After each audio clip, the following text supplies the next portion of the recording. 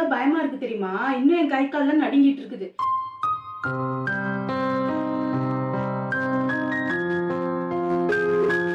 என்னடா கத்துறான்னு சொல்லிட்டு நான் வெளியே வந்து பார்த்தேன். அப்புறம் பாம்பு கரெக்டாக நான் வரேன் இந்த சைடு தான் உள்ளே போச்சு.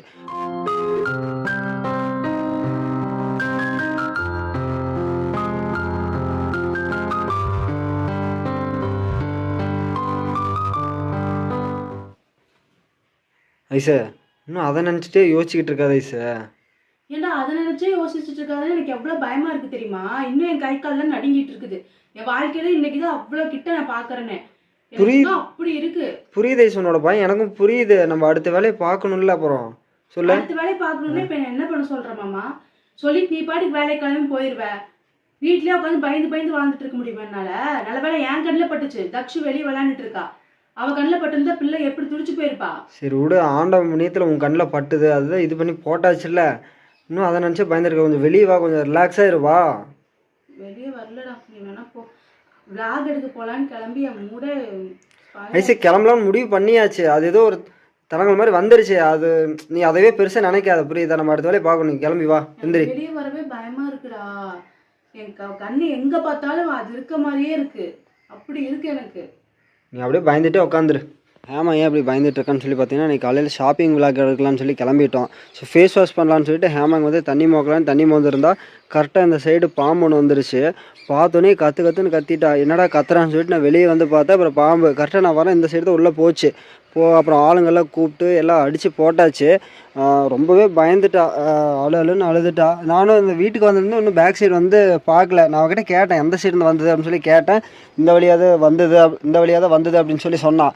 சரி பேக் சைடு வந்து பார்க்கலான்னு சொல்லி பார்க்கும்போது தெரியுது பின்னாடி வந்து பார்த்திங்கன்னா ரொம்பவே கஜன்னு இருந்தது. இந்த பொருள் எல்லாமே வந்து பார்த்திங்கன்னா இந்த சைடில் நிறுத்தி வச்சுருந்தாங்க. எங்கள் வீட்டு ஒட்டியே நிறுத்தி வச்சுருந்தாங்களா. அப்புறம் நான் இன்னைக்கு காலையில் தான் வந்து கொஞ்சம் க்ளீன் பண்ணி போட்டேன். அவ்வளோ இந்த வீட்டுக்கு வந்ததுலேருந்தே சொல்லிகிட்டே தான் இருக்கிறான், இந்த இடம்லாம் கொஞ்சம் கஜகஜன்னு இருக்குடா, எனக்கு க்ளீன் பண்ணி கொடு. ஏன்னு சொல்லி பார்த்தீங்கன்னா பாப்பா வந்து இங்கே தான் விளையாடுவா. இந்த இடம் இருக்கும் பார்த்தீங்களா, இங்கே தான் விளையாடுவா. அது பக்கத்துலேயே வந்து பார்த்திங்கன்னா இப்படி கஜகஜன்னு இருக்கிறனால அவளுக்கு ரொம்ப நாளே மனசில் பட்டுட்டு இருந்திருக்கு, மாமா ஏதோ பூச்சி புழுவெல்லாம் வருண்டா. ஏன்னு பார்த்தீங்கன்னா முந்தா நேற்று கூட இந்த இடத்துல ஒரு பூரா அடித்தோம். என்னால் ஒரு என் கை சைஸ் இருக்கும், இந்த இதுலேருந்து இது வரைக்கும் இருக்கும். இல்லை நெருப்பெல்லாம் எடுத்து வச்சு முந்தா நேற்று அடித்தோம். அதுக்கேற்ற மாதிரி நீ காலையிலும் பாம்பை வர பார்த்து ரொம்பவே பயந்துட்டா. இதெல்லாம் க்ளீன் பண்ணுற சொல்லிகிட்டே தான் இருந்தா. நானும் இன்றைக்கி பண்ணிக்கலாம் நாளைக்கு பண்ணிக்கலாம்னு சொல்லிட்டு அப்படியே அசால்ட்டாக விட்டுட்டேன். பண்ணி இந்த இடத்துல தடுப்பு போட்டு கொடுடா, அப்போ தான் எதுவும் வராதுன்னு சொன்னான். அவள் சொன்ன மாதிரியே நடந்துருச்சு. இன்னுமே பயந்துட்டு வீட்டுக்குள்ளேயே தான் இருக்கிறா. ஒரு 2-3 வாரத்தை ஆறுதலாக பேசினா தான் அவளுக்கும் கொஞ்சம் மைண்ட் ரிலாக்ஸாக இருக்கும். ஐசா நம்ம வெளியே போயிட்டு வரலாம் வாய்ஸு. நான் வெளியெல்லாம் வரலடா. எனக்கு ஃபஸ்ட்டு அதை க்ளீன் பண்ணி தடுப்பு போட்டு கொடுத்துட்டு எனக்கு அதுவே பெரிய சந்தோஷம். நான் தான் க்ளீன் பண்ணி தரேன்னு சொல்லிட்டேன்ல. நான் இன்னைக்கு காலையில் பின்னாடி இருக்கிற இடம் ஃபுல்லாகவே நீட்டாக சுத்தம் பண்ணி வச்சிட்டேன், புரியுதா? வேணா உனக்கு கூட்டிகிட்டு போய் காட்டுறேன். இப்போ பாப்பாவை கூட்டிகிட்டு வரதுக்கு டைம் ஆகி போயிடுச்சு. போய் பாப்பாவை கூட்டிகிட்டு டீக்கேன குடிச்சிட்டு வீட்டுக்கு வந்துட்டு நீயும் பாப்பா வீட்டுக்குள்ளேயே இருங்க. நான் ஃபுல்லாக நீ சொன்ன மாதிரி எல்லாமே க்ளீன் பண்ணி கொடுத்துட்றேன், ஓகேவா? நீ மட்டும் நான் தனியாக பண்ண வேணாம், நானும் வந்து ஹெல்ப் பண்ணுறேன். நீ ஆல்ரெடி ரொம்பவே பயந்து போய் கிடக்குற. நீயும் பாப்பாவும் பார்த்தோன்னா வீட்டுக்குள்ளேயே இருங்க. தம்பிங்க வந்துடுவானுங்க. வந்தோடனே அவங்கள வச்சு நான் என்ன பண்ணுமோ அதெல்லாம் பண்ணிக்கிறேன். சொல்கிறேன்னு கோவப்பட்டா மட்டும் பத்தாது மாமா, புரியுதா? நம்ம இருக்கிற இடத்த நாம் தான் நீட்டாக சுத்தமாக வச்சுக்கிட்டாதான் எதுவும் நம்ம கண்ணுக்கு சிக்காமல் இருக்கும். அதுக்கு தான் நான் தலைப்பார அடிச்சிட்ருக்கேன். க்ளீன் பண்ணி கொடுறா, தடுப்பு கட்டி கொடுறா. நம்ம தடுப்பு கட்டிட்டோம்னா எதுவுமே வராது.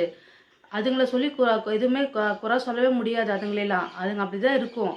ஓகேடி, நான் ஷீட் சொல்லி வச்சுருக்கேன் அந்த அண்ணன் கிட்ட. அந்த அண்ணன் நாளைக்கு காலையில் அந்த இடத்துக்கு சொல்லிட்டாங்க, புரியுதா? அந்த ஷீட் எடுத்து வந்து நான் வெளியே உனக்கு தடுப்பு போட்டு கொடுத்துட்றேன்.